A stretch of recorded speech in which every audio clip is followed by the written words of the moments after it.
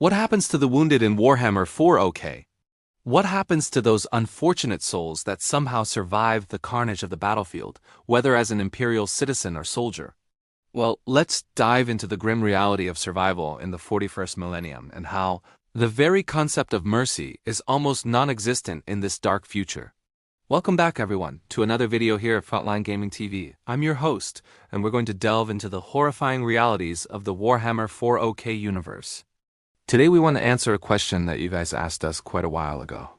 Now we've answered a lot of questions about Warhammer 40K over the course of our series, but this one is particularly brutal and thought-provoking.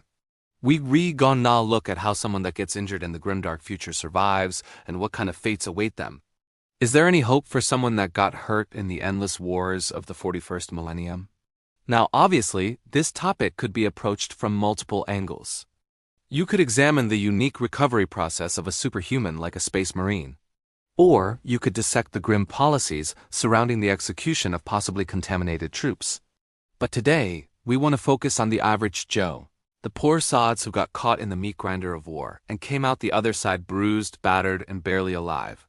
We're talking about the everyday Imperial citizens and soldiers who suffer wounds that would make a modern medic break down in despair. Warhammer 40K is notorious for its unrelenting atmosphere of violence and despair. Death is a constant companion, claiming countless lives on and off the battlefield. But what happens when death is merely delayed? Let us explore the disturbing fates that await those unlucky enough to survive the grim darkness of the far future. First, let's consider the sheer numbers involved. The Imperium of Man is a sprawling, archaic empire that mobilizes billions of soldiers and civilians to fight its endless wars. Among the Astra Militarum, the largest branch of the Imperial military, casualties are measured in the millions, if not billions, per year. When entire planets are raised to arms to repel an invasion, tens of thousands of guardsmen fall during a single battle. So when we talk about the wounded, we're referring to an unfathomable number of people. This staggering scale means that the Imperium simply doesn't have the resources to adequately care for every injured citizen or soldier. And it's here where the first disturbing truths emerge. Many of the wounded simply aren't evacuated from the battlefield. For the Imperium, resources are too precious to waste on retrieving those still alive, but unlikely to return to active duty. This leads to a grim outcome for many. The wounded are left to fend for themselves amid the corpses and wreckage, bleeding out slowly while the galaxy moves on without them. It's a harsh reality, but it's one that makes sense in the context of the Imperium's desperate struggle for survival. And don't forget, the Imperium has a unique way of dealing with the wounded that might have a chance of living. A certain percentage of the population is considered disposable, especially when it comes to soldiers. And so if a guardsman is deemed unfit for duty due to their injury, they might be executed swiftly and painlessly to prevent further strain on limited resources. Even among the elite forces of the Space Marines, this decision isn't uncommon. If a Marine is mortally wounded and poses a risk of contamination due to exposure to genocide or other sensitive biomatter, the chapter might choose execution as a merciful option. This practice is a stark reminder of the lengths to which the Imperium will go to protect its genetic and technological assets, even if it means sacrificing those who have given their all in battle. Let's take a moment to discuss the Adeptus Mechanicus, also known as the Tech Priests. These strange, otherworldly figures have a unique view of the human body, seeing it as flawed and inefficient. To them, the wounded are nothing more than broken machines in need of repair.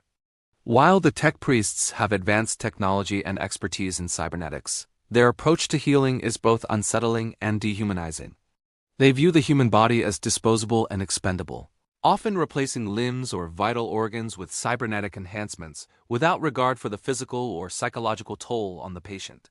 Many of the Tech Priests' modifications are designed to turn the wounded into obedient tools rather than heal them, creating servitors, lobotomized cyborgs that exist to serve the needs of the Imperium.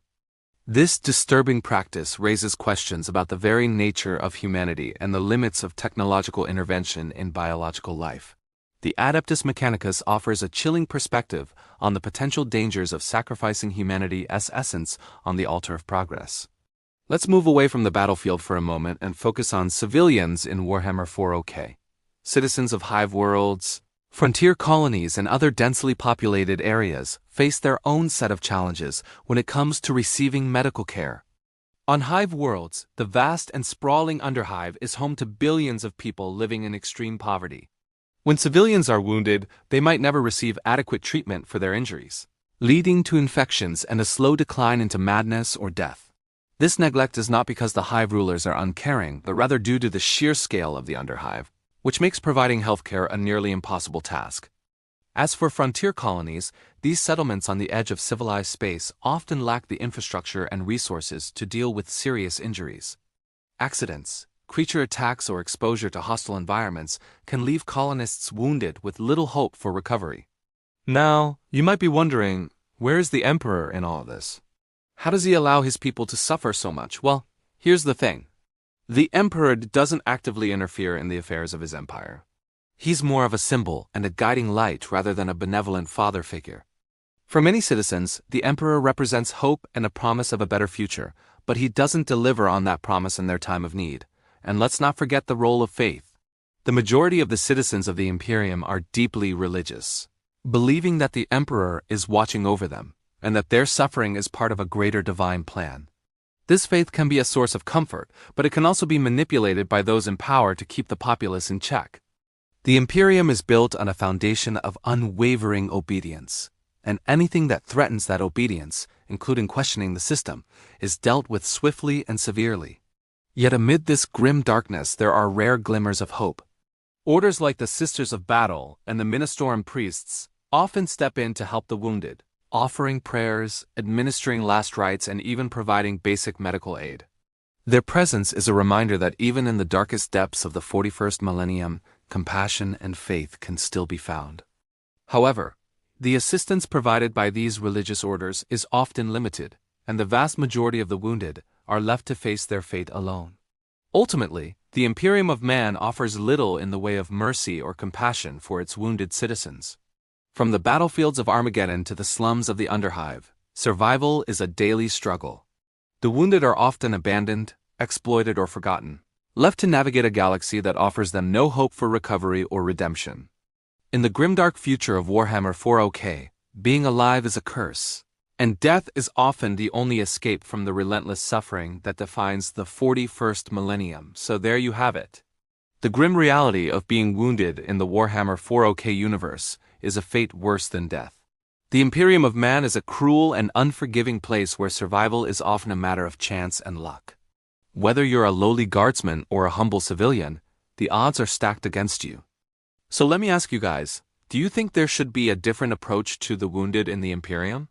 And if so, what would you change? Drop your thoughts in the comments below.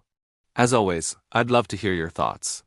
And don't forget to support us if you enjoyed this grim journey into the darkest corners of the Warhammer 40K universe. Until next time, may the Emperor protect you. And remember, even in the darkest moments, hope can still be found. Thanks for watching.